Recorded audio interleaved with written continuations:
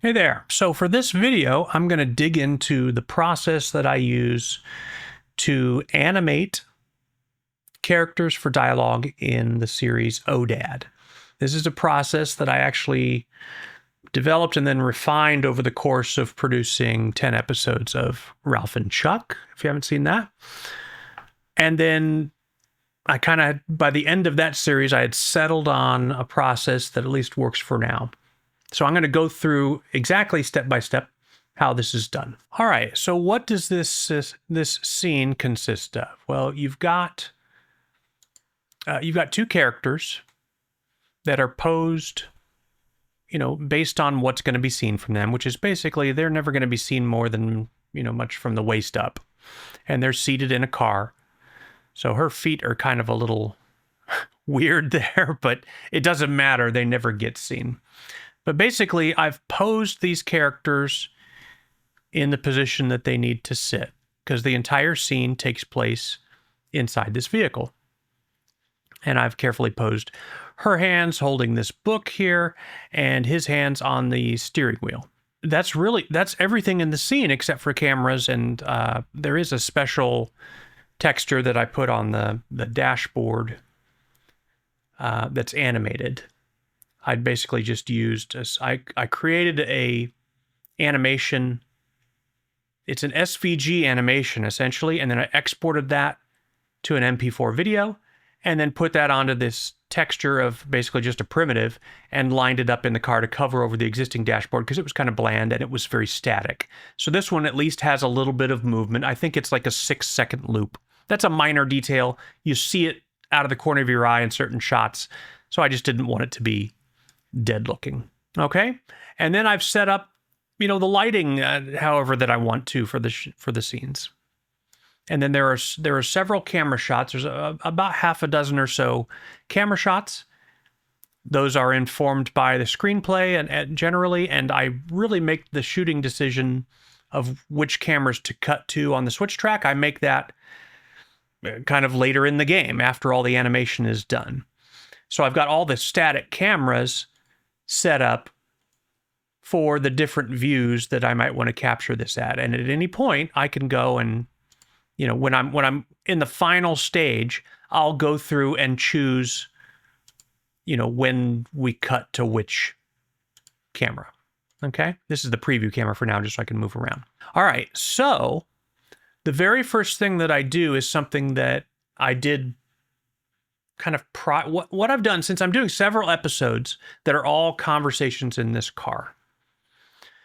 So I set up a template, or I'm calling it a template, but it's just an iClone project file that has all this stuff situated just as you see here. And then I just added some very basic, you can see them maybe if we zoom in a little here. Just some really basic, like idle movement and breathing movement. Actually, that movement of her hands there, that's something I'll clean up because it's when she turns her head to look at the book. That's a one-time thing. That only happens in certain episodes. But other than that, it's basic, just kind of movement and breathing stuff. And she may have moments where she picks up and puts the book down. All those things I can adjust. Those are just keyframed animations. But these are basically looping. They're going slowly enough to where you would never notice that they're a loop, really. But just so that they're not sitting there completely stiff, right? It's just basic body movement from breathing type of stuff. And the entire length of the project file that I use as a template to start each episode, I've extended that out to the furthest distance that would be needed to do one continuous. Each episode is one continuous playback of the iClone file using the switch track to cut between cameras. So I made it as long as the longest episode. And at 60 frames a second, that ends up being about 15,000 frames, is enough to encapsulate any of the episodes. They're short. So I made sure that those looping animations for the body of each of the characters are extended out throughout the entirety. So from here forward, I don't have to worry about those anymore. Now, there's a couple other little things in here. Like you see that wall that pops up? When I cut to a shot from behind, I'm using a stripped down version of the car. That basically, I went in and edited the mesh so it has no back, because otherwise the camera was running. If I show you the camera here, the rear backseat camera, I was running into the model here where I wanted to place the camera. So I made a separate version of the car that I switched to, because the normal car, this is what I was seeing. And I needed to see them as if I'm sitting in the back seat. Even though technically there is no back seat in this car, that's a movie magic detail that I don't think anybody will care about. So when I did that, the lighting changed from the lighting changed on the backs of their heads, and it didn't look natural. It was too bright, and there were some shadows that weren't quite right. So basically, when I'm doing the rear shot, then this wall, which is never seen by the camera, but it's basically just there to block light. That's all. So that's the mechanics of the scene. That's all there is to the basic layout. So now, on top of that, we're going to actually add the content for our actual episode, which is going to consist of the dialogue with lip sync and then the motions of the characters as they're talking to each other. So I'll show you how all that works. Okay, so I've got everything situated here. So what we start with is the dialogue, because really everything else, all the other movements that they might do, and certainly their moods and that kind of thing, they all key off of the conversation. So in this case, knowing what I know about the conversation and how it's going to go, I'm going to give some padding at the beginning of the project to give them some time to just be moving and not talking. That gives me a little bit of room to make some editing decisions later about how to kind of lead into the conversation. So what I want is, I want 10 seconds of usable kind of idle footage before they begin speaking. That'll give me plenty of room based on what I know I want to do with this for a short film. I want to have time to establish them in the vehicle and maybe have them exchange glances or things like that, nonverbal. So before the speaking starts, I want 10 full seconds. So 60 frames a second, that would be frame 600. However, I'm going to go ahead and go to frame 700, because that gives me a little bit of additional padding at the very beginning for stuff like the physics of her hair. When we press start on playback, the hair, gravity takes over and the hair kind of jostles a little bit. If you've worked with iClone, you know that I'm talking about. So we're going to give ourselves a little bit of padding, plenty of room for that initial hair wobble gravity thing to happen. So 700, frame 700 is where we're going to bring in the dialogue. So I've jumped the frame counter up to 700. And now we're going to bring in the dialogue. Now, I've edited this dialogue outside of iClone. I've edited this for timing precisely as I want the conversation to go for both characters. The entire conversation is edited and timed exactly the way I want it. And then what I did is I exported, for each episode, I export one track for each speaker. So this is episode number 2 that we're doing here. So we've got 2 audio files that are of exactly the same length. And it's the whole conversation. This is a 2-minute and 40-second conversation. It's the whole thing in timing. So the dad track only has his vocals and the mom track only has hers. That's a really important part of the way I do things. I don't try to do my dialogue timing within iClone. That honestly is a nightmare, to try and sync things in a predictable way. And it's a lot more work to go in and do lip sync for individual lines. That's kind of crazy. At least for the kind of work that I'm doing here, that just doesn't make any sense for me. So I've got 2 audio files, one for each character. And we've got our counter at the right place, frame 700. That's where I wanted it. So I'm going to select the dad. And then I'm going to go to Animation, Create Script, Aculips. This is the built-in feature in iClone that, you know, will do a pretty darn good job. If you've got clean audio, it'll do a pretty darn good job of kind of parsing out the text and converting it into phonemes for their mouth. Okay, so we're going to load his audio file, which is number 2 for dad, and we open it. All right, now when you first load an audio file into Aculips, you need to generate the text. You could, I guess, paste your own text in here, but I prefer to let it try to determine what that text is. So we're going to do that right now. This can take a moment.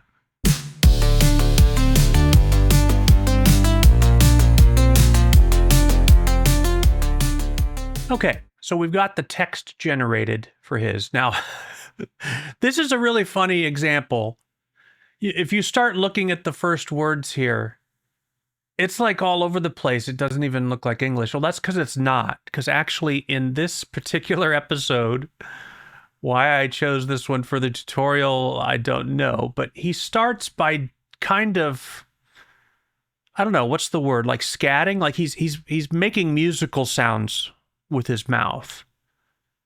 Almost beatboxing, but not quite beatboxing. So the text detector has no idea what to do with that. But it doesn't really matter as long as his mouth is making shapes that are like the sounds he's making. And it's also not unusual, even when you're dealing with actual English instead of this gibberish at the beginning, but even once we get down into the talking, you can see that there's certain words highlighted in red. Those are words that as it has tried to interpret what it's hearing, it's tried to match it up with dictionary words, but if it can't, it goes ahead and prints what it thinks it hears. And if it's highlighted in red, that means it's not in the built-in phoneme dictionary.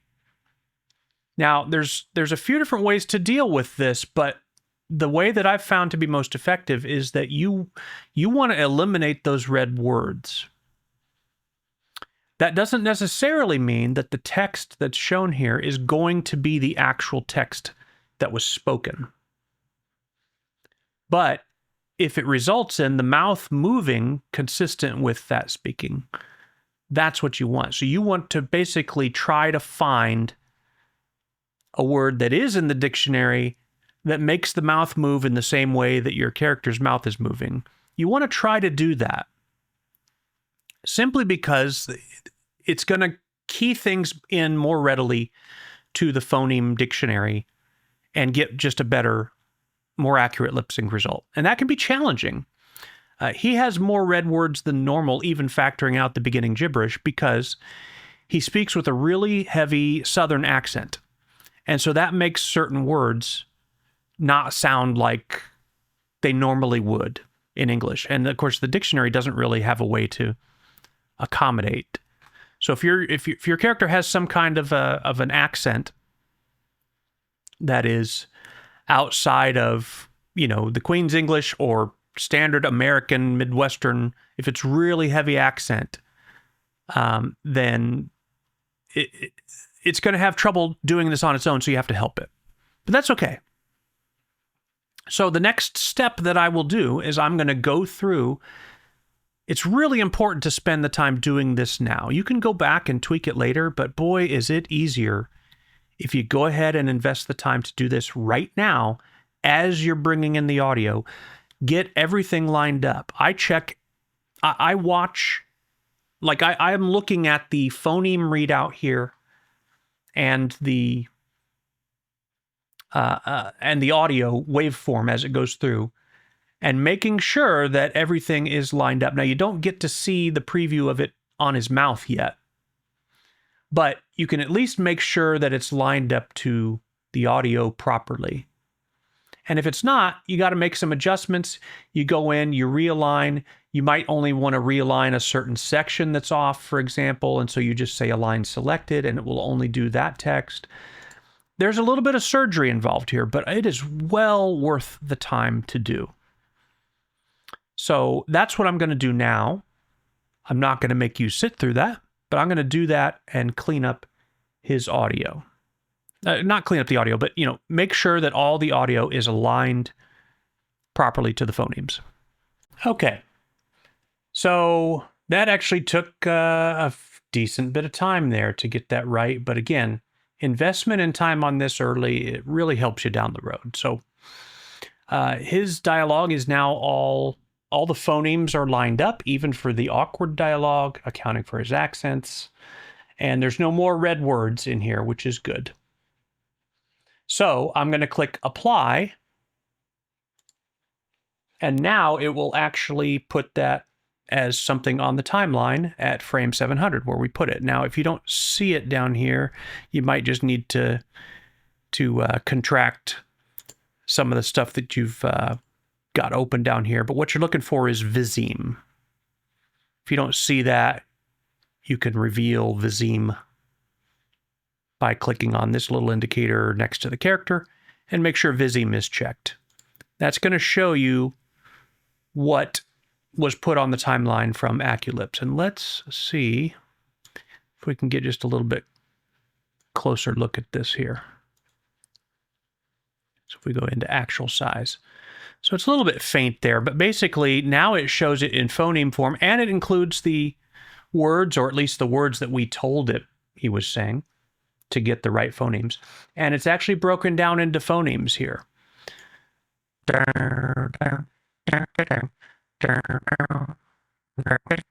Let's get a little closer look at his face. And let's expand this here. And we're going to just hit play.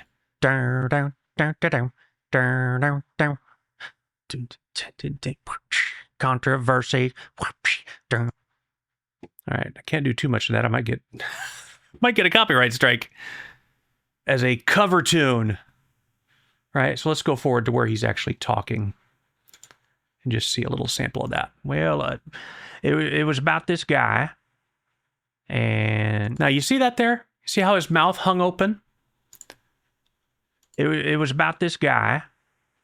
And so there's going to be little things like that that you'll want to look for as you continue to work with this. When you do some selective alignment of phonemes, like, grab a certain line within a block of text and align that up with parts of the audio, every once in a while, the phonemes that are on the borders of those edits will accidentally keep the mouth open a little too long, or there's just little oddities that happen there. It's very normal, I've found, when working with the lip sync.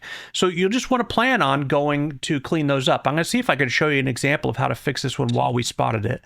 Later, I do a full pass and specifically look for these and fix them all at once. But this guy, now you see how this is between his words here, and yet his mouth is hanging open.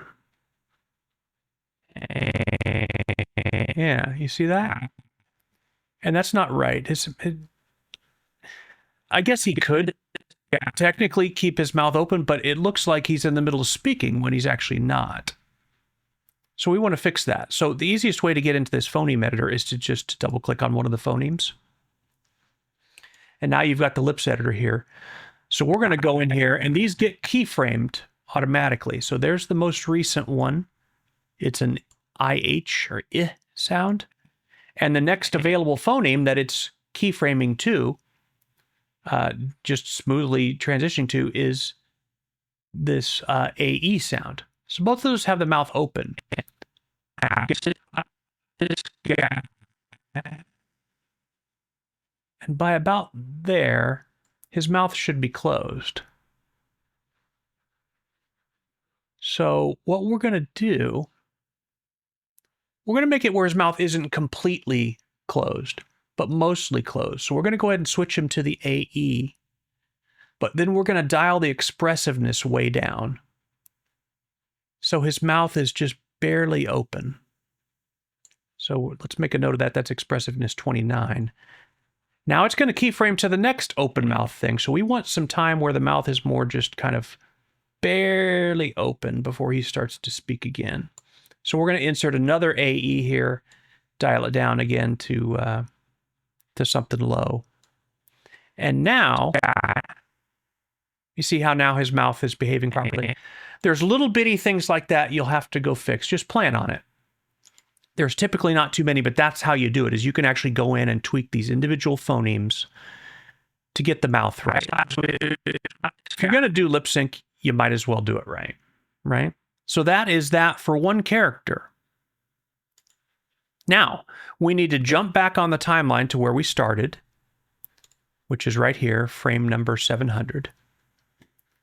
And then we're going to switch over to the other character and do the same thing. And because we timed their dialogue to match with each other for sync, we did that outside of iClone.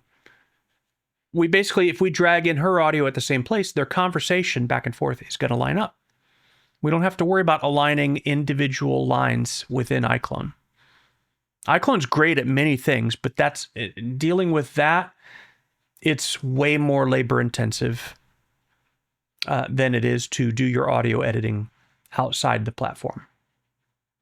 So we've got mom open here. We're going to create script, Aculips, and we're going to bring in mom's track for episode 2 and click open. And then we're going to follow the same steps. We're going to generate text. We're going to clean up the phonemes, and then we're going to imprint it onto her timeline. And I'll be back when I've got that bit done. All right, so we've finished with the mom's dialogue. So the end result is that now we have the dialogue for both characters ready to roll. So we can play this, and the conversation will, the timing and everything will line up perfectly. What's the last book you read? What? The last book you read. What was it? Oh, I mean, wow. There's so many. Uh-huh. Okay. Now, of course, they're sitting there relatively lifeless, but the voice performance is locked in now. So we don't have to worry about timing between them or anything like that. Okay. So the next step is going to be, I'm going to use my own term for this because I don't know what else to call it. Mood painting. Basically, we're going to lay in the changes in mood for each character that might happen during the course of this conversation. Okay? Now, a prerequisite to that is if you look down at the bottom here on the expression track in iClone, you'll see that there's a clip down there, and just like our motion clip that I told you about that we set up to give, to make them breathe or just do idle movement, that stretches the entire length of the project. I did the same thing for the expression, but all I did was I took the default expression that was placed at the beginning of the timeline for the character, and I just extended it out, resized the clip to all the way to the end, so that at least right now, throughout the entire thing, their expression stays consistent. Now, why is that important? The reason that that's important to lay that down as a base is we're going to be keyframing in changes to the overall facial expression. And if you were to just do that on an empty expression track, then it's going to create an individual event on that timeline for each of those changes you do. And you're going to end up, if there's lots of mood changes especially, you're going to end up with a whole bunch of them as independent events that you then have to extend out. You have to worry about how to crossfade between them. And then it's really difficult to work with, like surprisingly difficult to work with when you're dealing with it as a bunch of individual clips like that. That's the way I thought that it should be done originally, because I figured, well, I can choose different fade types for the crossfade and use the curve editor to do all that, but you can still accomplish all that with the method I'm going to show you. But I find this just much easier to keep track of what you're doing, to edit it later if you need to tweak it. And it's certainly a lot a lot easier to lay those things down. Okay, so I'm going to show you a little bit of an example here. Let's zoom in on the driver, on Dad. We're going to make sure that that character is selected.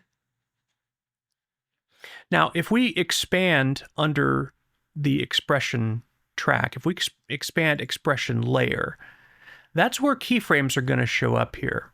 If I zoom in a little bit more, I'll zoom in all the way here so we can see.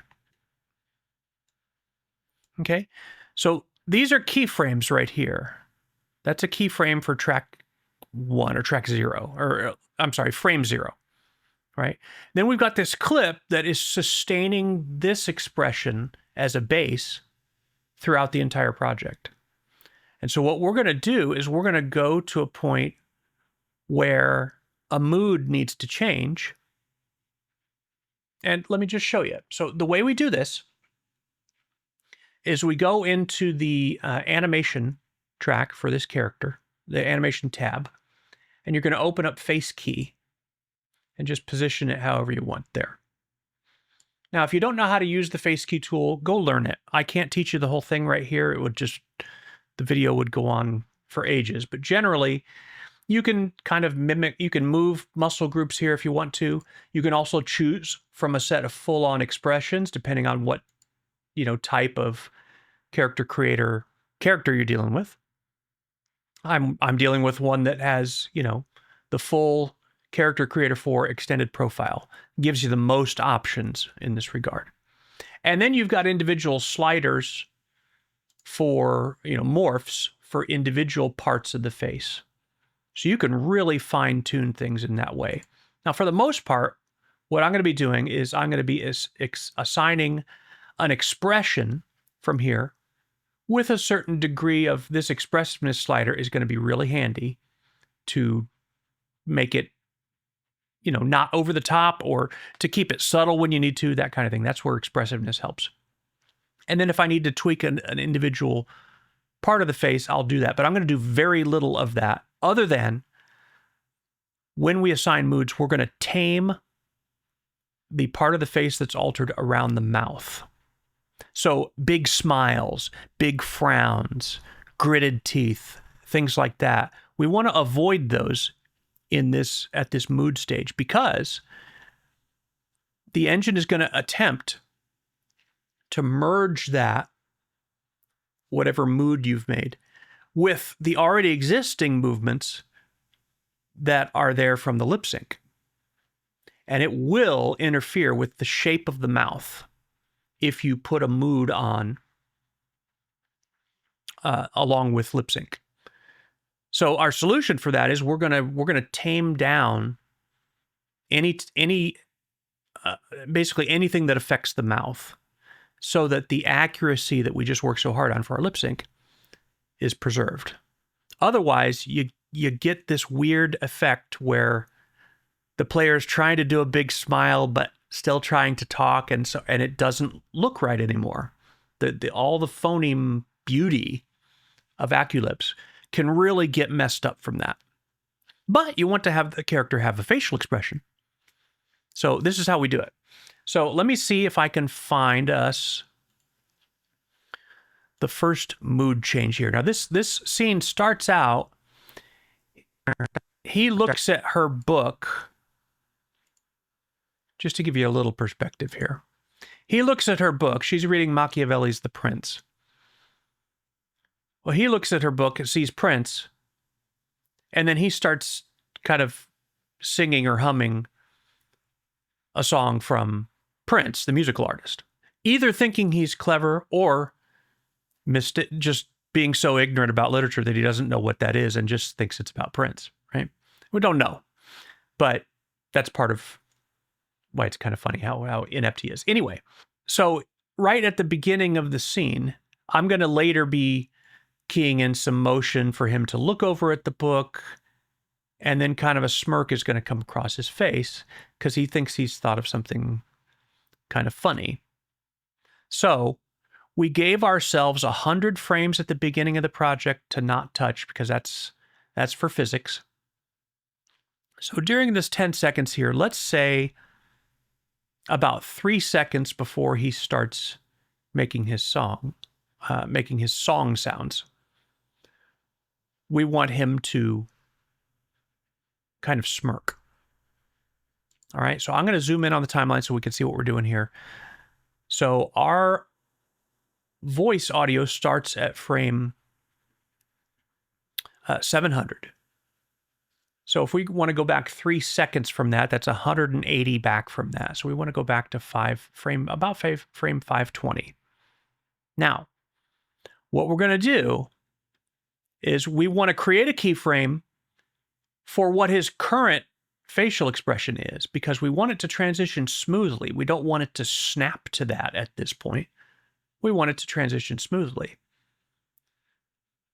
So there's ways that you can create keyframes down here, but I think the easiest way is just to choose the neutral expression and then just move the expressiveness value down 1 and then back up 1. That creates a keyframe for the expressiveness slider and for the facial expression. Okay, now we're going to move forward 1 second, so 60 frames. And now we're going to have him have kind of a smirk. So I'm going to pick this. Let's get back to where we can see his face properly. There we go. So I'm going to have him smirk. Now you see how that's more than a smirk. That's a full-on smile. So we're going to tone that down a little bit to where it's more of just a little bit of a smirk, and he's got a twinkle in his eye. Okay? We've got it. Now, right now, we don't have to worry about the mouth's effect on lip sync because he's not speaking. But before he speaks, we want to tweak this a little further. So we're going to go forward to about a half a second before he's going to start speaking. And again, we want to create another keyframe here, locking this in. So the easiest way to do that is to go to the Modify tab, go to Currently Used Items, and just nudge one of them up and then right back down to where it was. We should have this checkbox, Key All Expressions. We really should have that checked. Sorry about that. That's going to be important for these tweaks. So now if we move this up and then back down again, it does a keyframe for all the regions of the face. And then we do the same thing real quick for expression. Okay? Because we don't want any change to happen here. But we do want a change to start here and end right before he speaks. And the change that we're going to make is under Currently Used. We're going to look to see which of these morphs, which of these sliders have to do with the mouth. There's an obvious one there, smile. Smile is at 70. That's going to interfere with his lip sync a little bit, and it may not be an effect that we want. So we're going to just dial down the smile, because now his mouth is busy doing something else. But the rest of his face, you know, his cheeks are still raised, his eyes are still a little wide. So the rest of his face is holding the expression from the grin. And now his mouth is going to go to normal so he can... Okay? You get the concept? So that's oh, and we want to make sure to lock in the expressiveness slider too, in case we change that. All right, so I'm going to let this play a little bit until we come to the part where his next facial expression is going to happen. And I'm going to show you that one. Then I'll finish the rest of them off camera. So here we go. By the way, I've got settings on high in iClone right now. And if your computer struggles with that, it's actually a really good idea to go to quick mode or minimal or something like that. I know it doesn't look pretty, but the computer can have an easier time keeping up with the animation in the scene. It's just a good idea. You always switch it back to high when you're going to render, of course, but for working, that's a good idea. All right, so let's continue letting this advance forward. Controversy. It's almost a Peter Griffin effect. Controversy. It's Machiavelli, not the art. Okay, so she's correcting him. We're following along here on the timeline. So she, not the artist formerly known as. So he's a little bit embarrassed, I would think, by that. So while she's talking, his face is going to change a little bit. So let's lock in our old expressions keyframe so we can smoothly transition. So we're going to just nudge the expressiveness slider, and we're going to nudge any one of these. We'll lock in the keyframe down here for the face, okay? Artist formerly known as. So now he's a little bit embarrassed. So I think that maybe subtle sad, very subtle sad might work well for the embarrassment. And we can try various ones here until we get what we want. Okay, I think that works well. And let's see if we can adjust the, yeah, we'll adjust expressiveness to taste. So now when he's embarrassed, he's got this slightly different expression on his face. If you want to see it, you know, the way it looks for real. There we go. Right? So he's thinking he's clever, and then he's getting scolded and kind of realizing he's made a stupid mistake or something. Or his joke is not received. You can interpret his face however you want. So his face is slightly changed before he says, and then he says, yeah, I knew that. Okay? You obviously, as the director, it's your choice as to how you want him to react to that. But the key is, like, you could have him react in anger a little bit. It really is just depending on the voice performance and also what you want to portray. But the key is you have full control over it. And if we look here at what's on our timeline now, we've got these, every single expression change is marked by one keyframe for the previous face and then one keyframe for the new face. And by the way, let's go in and look at this. We've got this frame selected. Let's go in and look here because we skipped a step, and that is probably a decent idea to tone down the mouth parts of this just a little bit. I typically bring them down to like anywhere between 18 and 25 to get them out of the way of the lip sync. It makes very minimal impact on the way the face looks, but if they're going to talk, you don't want those phonemes to be in the way. Or you don't want those expressions to be in the way of the phonemes. Okay. So for each facial expression change that we have, each mood change, this is mood painting is what I call it. You've got the previous face and you've got the current one. You have to always remember to do this previous face. Otherwise, this keyframing change is going to happen over whatever stretch of time is in between. So you want full control of that. And when you're done, you're going to have some very easy to find points where you made mood changes happen. They don't get incorporated or, built into this clip where you can't see them without exploding this out. They're right here on the timeline, easy to find. So if you want to go tweak those later and make his face change quicker or whatever, you can adjust these keyframes on the timeline to suit whatever timing you want. All right, so I'm going to go ahead and for both of these characters, I'm going to go and use this exact technique and paint in their moods throughout the entire conversation, toning down the mouth whenever it's applicable. Whenever the mouth has the potential to get in the way of them articulating their speech properly with their mouth, I'm going to make sure that the expression doesn't corrupt that. Okay, so I'm going to do that for both characters, and then we'll be back to look at the next step. Okay, so we've got all the mood painting done for both characters. So the stuff that we have now is we have full lip sync that still needs a tweaking pass. I did fix a few phonemes that I found, the kind that I was talking about that get broken from the tweaking the alignment. I fixed some of those as I saw them. I didn't go through with the fine-tooth comb yet, so I plan to do that. But all the moods are painted in now. So now we can basically play back this conversation, and they have basic mood on their face as well as the lip sync. What was it? Oh, I mean, wow. There's so many. Uh-huh. Title? Author? I try not to focus on labels, just content. Uh-huh. What was it about?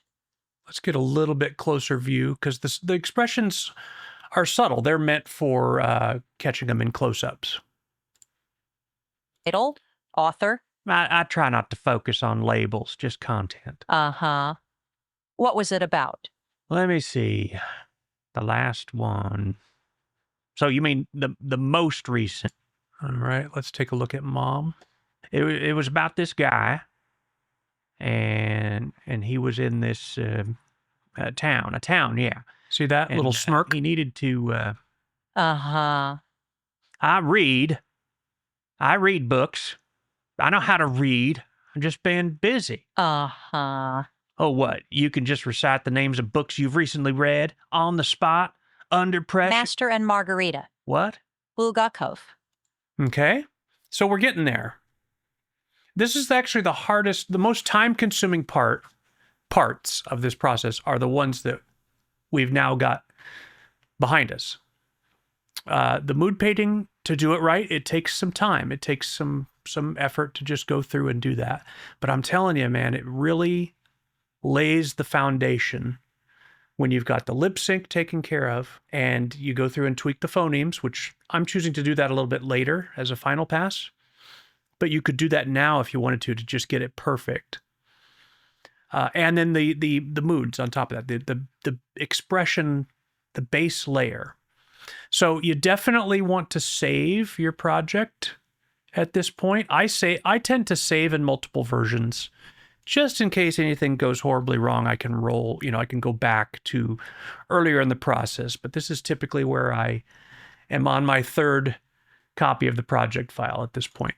So we've got the lip sync and the basic expressions. So now comes the part that, in my opinion, is the most fun. Because now comes the part where we actually do some live puppeteering. So here's how I approach that. There's different ways to do it. You can come up with your own method. But this is the order that has worked really well for me. So we select the character. We're going to start with the dad. We're going to go to his animation tab. And this time, instead of face key, we're going to choose face puppet. Once again, the purpose of this video isn't to fully teach you how to use the face puppet.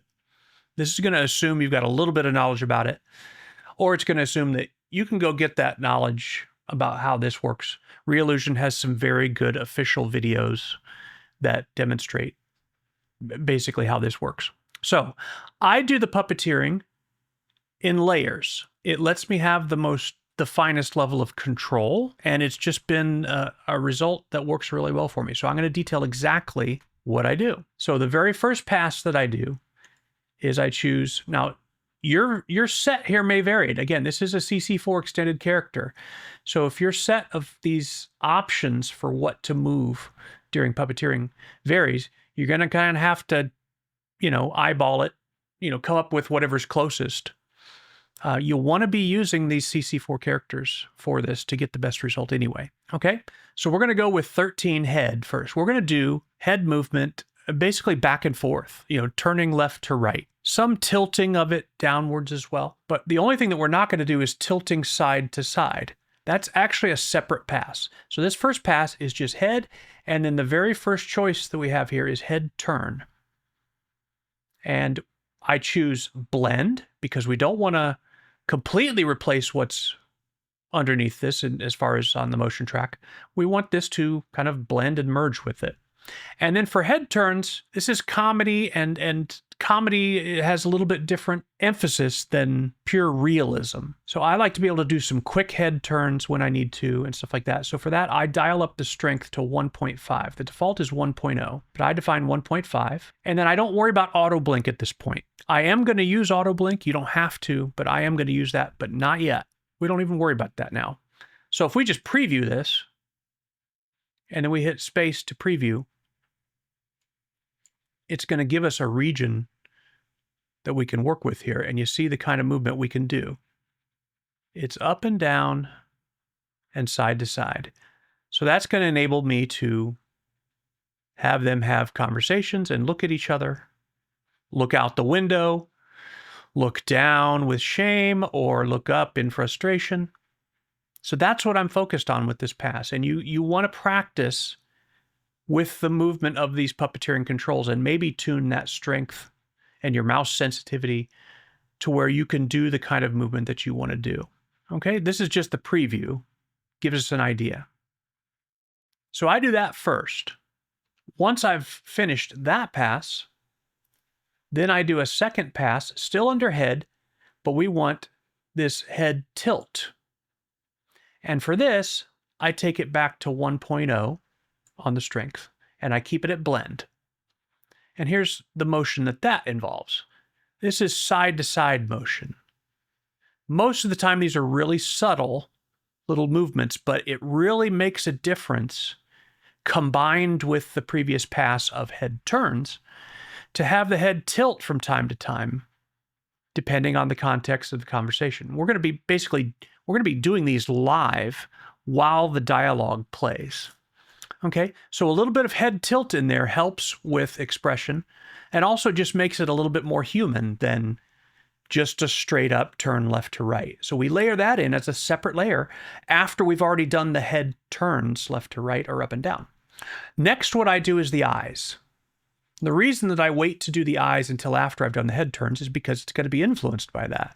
You know, if I want the eyes to look like his eyes are looking at her, that's going to be influenced by the position of the head. So I do the head first. I dial strength back up to 1.5. And on this one, I turn on auto blink to whatever setting you want. I'm going to do normal for this. And this is the only pass that I do that is replace. I want to make sure that whatever I do with the eyes is going to be absolute. Let's get a little bit closer look at him here. So if we preview this, yeah, now we've got nice control over the eyes.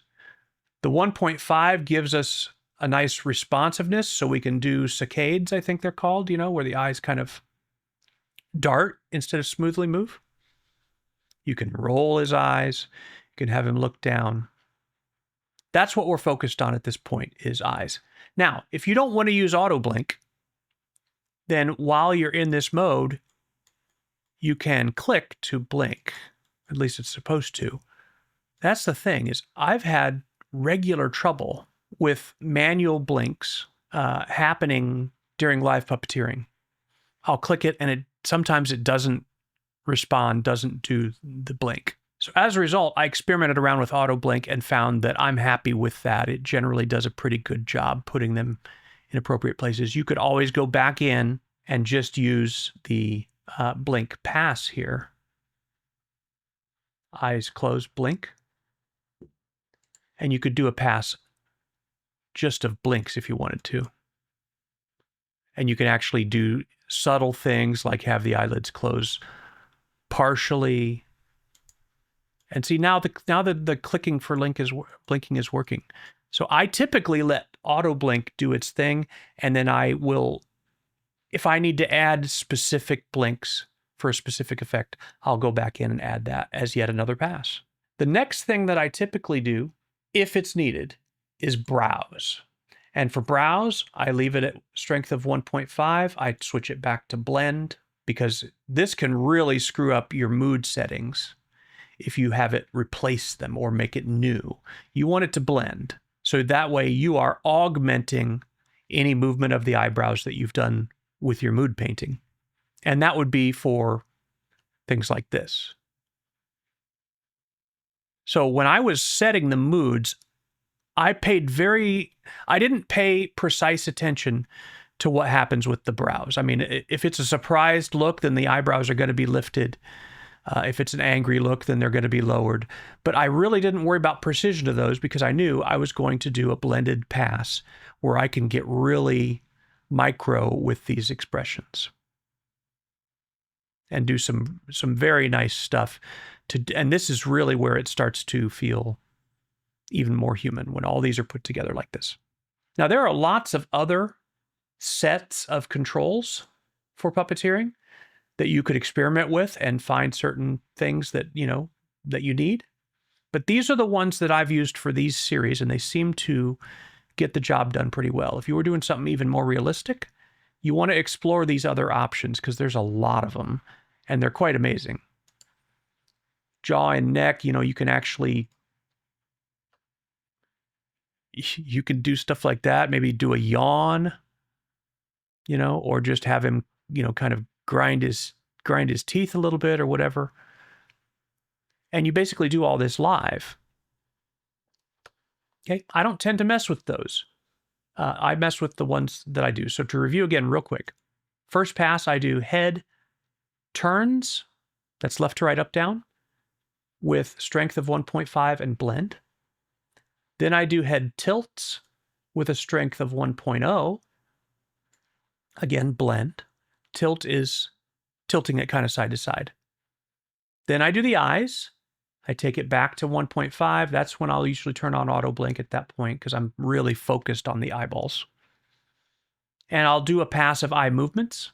That's also where you can easily do a pass of blinks if you want to. And then the last thing I usually focus on is the brows. And again, this is blend. I forgot to mention on eyes, I do replace. Because the eyes, I don't know, more than anything, the eyes, I really want precise control over where he's looking. I don't want it to be interpolated from anything else, right? So that's how I do those. Now I'm now going to show you me doing a full pass of all those things. You're welcome to skip past that if you don't want to see it, but we've got nothing in that regard right now. Nothing's recorded yet. And I'm going to do the full pass of puppeteering for this episode. One other thing I'll mention real quick.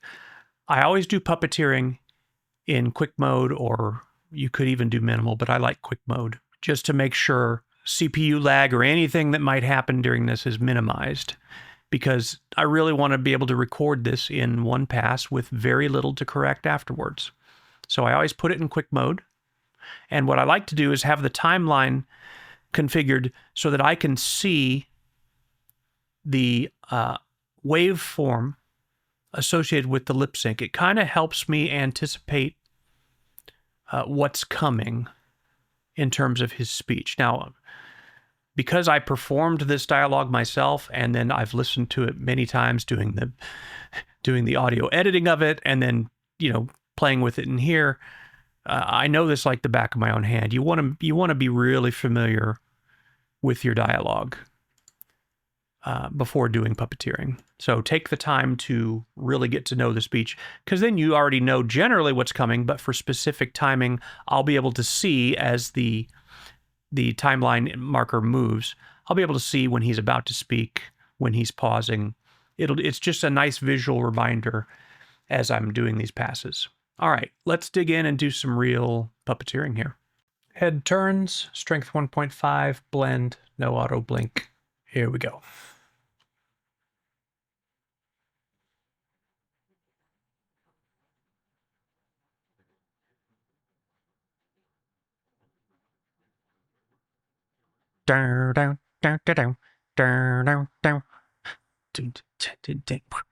Controversy.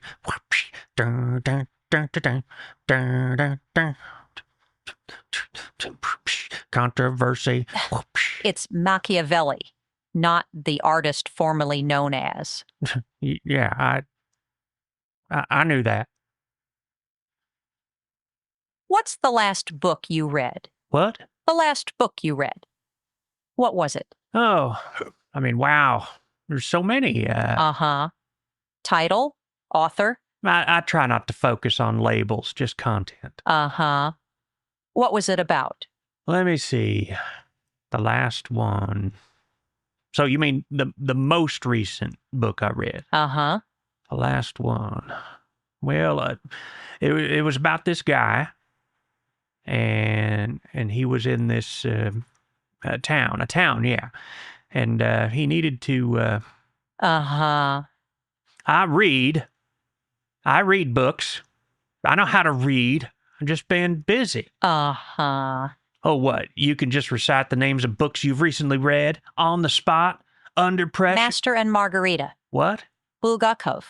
Master and Margarita. What is that? Like a bartending guide? Before that, Fahrenheit 451, Ray Bradbury.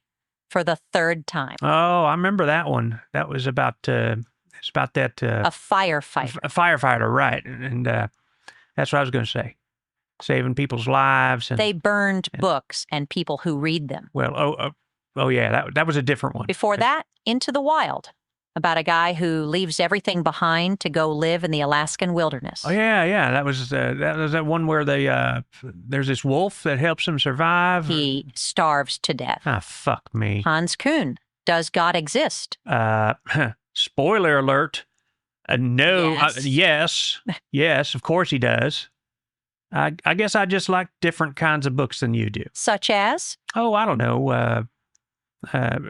Pulp Fiction. Not a book. What else? Rocky. Not a book. Indiana Jones. Again, not a book. Moby Dick. Oh my God, you've read Moby Dick? No.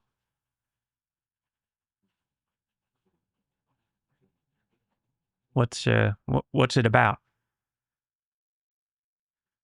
All right, that's head turns. Let's do head tilts. Again, blend. Strength down to 1.0. Bring the timeline back to the beginning. Record. Start.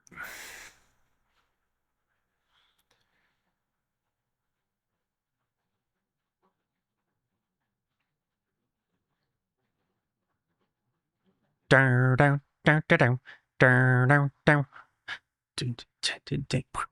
Controversy.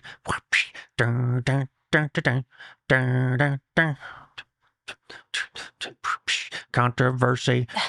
It's Machiavelli, not the artist formerly known as. Yeah, I knew that. What's the last book you read? What? The last book you read. What was it? Oh, I mean, wow. There's so many. Uh-huh.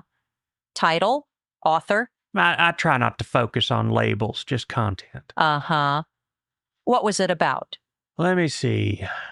The last one. So you mean the most recent book I read? Uh-huh. The last one. Well, it was about this guy, and he was in this a town, yeah, and he needed to. Uh-huh. I read books. I know how to read.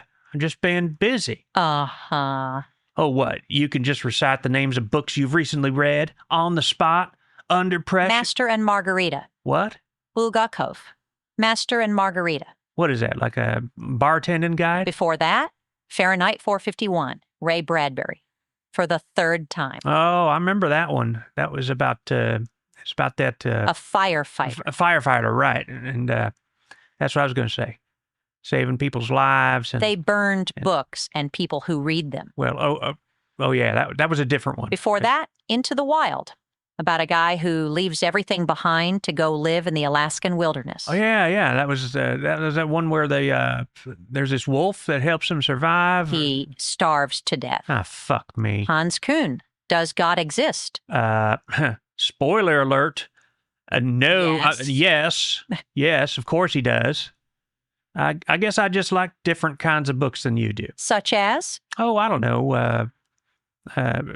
Pulp Fiction. Not a book. What else? Rocky. Not a book.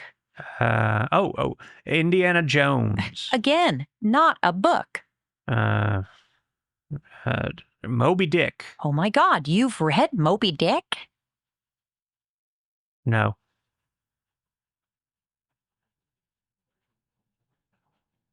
What's it about? Okay. That's the head passes. I'm going to go ahead and do a save.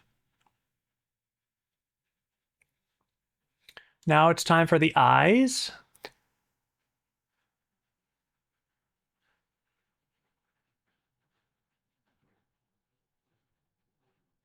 Down, down, down, down, down, down, down. Controversy. Down, down, down, down, down, down, down. Controversy. It's Machiavelli, not the artist formerly known as. Yeah, I knew that. What's the last book you read? What? The last book you read. What was it? Oh, I mean, wow. There's so many. Uh-huh. Title? Author? I try not to focus on labels, just content. Uh-huh. What was it about? Let me see. The last one.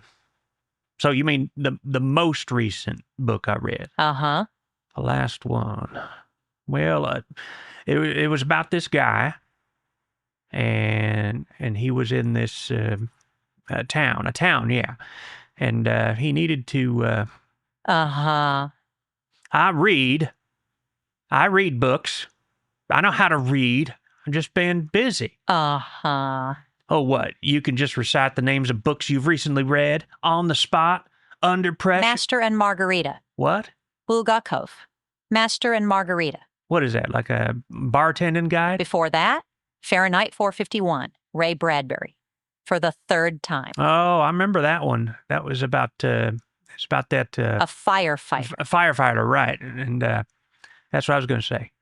Saving people's lives. And they burned books and people who read them. Well, oh yeah, that was a different one. Before that, Into the Wild, about a guy who leaves everything behind to go live in the Alaskan wilderness. Oh yeah, that was that one where they there's this wolf that helps him survive. He starves to death. Ah, fuck me. Hans Kuhn, Does God Exist? Spoiler alert. No, Yes. yes, of course he does. I guess I just like different kinds of books than you do. Such as? Oh, I don't know. Pulp Fiction. Not a book. What else? Rocky. Not a book.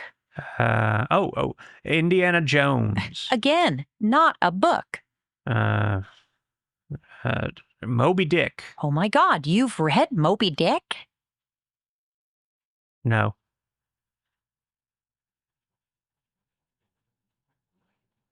What's it about? Controversy. It's Machiavelli, not the artist formerly known as. Yeah, I knew that. What's the last book you read? What? The last book you read. What was it? Oh, I mean, wow. There's so many. Uh-huh. Title? Author? I try not to focus on labels, just content. Uh-huh. So that's a full pass. We'll go ahead and save again, except I'm going to use a new file name now. New version of the project since we've got all his face stuff written. So if we ever wanted to just go back and redo it, we could. All right, now I do the same thing for Mom. I'm going to do that off camera, and we'll be back. Okay, so both characters are done with their puppeteering passes. So the next step is to go through and, with the fine-toothed comb, check over all the phonemes, and then just do what little bit of body motions are needed, like her lowering and raising her book, her turning the book to look at it. So I've got some keyframes saved over here for those positions, for moving the book up and down and turning it to look at it. And basically I can just move those into place as I need them. So yeah, both characters now have full motion and talking. Apologies for the audio. Every once in a while, when I run iClone for a long time, it'll kind of freak out on the audio and distort. So usually a restart of the program or a reboot of the computer to fix that. Yeah, now they're both fully animated in terms of their faces. It's a much more expressive conversation. So yeah, the final steps will be reviewing lip sync, just to really fine tune the phonemes, make sure there's nothing in there that doesn't look right. I'll do that by running a close-up. I'll use the close-up camera for each character one at a time and just watch really closely and go in there and fix them using the little phoneme editor. Then the body motions, like I said, and those are really simple, very easy. And then it's render time. So I've got a whole other video where I talk about how I do the driving projection for this series. If you're interested in that, look for that on my YouTube channel very soon. In fact, it's probably already out before this video is. So you can look for that. I'll include a link for that in the description for that other video if you're interested in the other side of production on this. So that is that. Have yourself a wonderful rest of your day. Thanks for tuning in.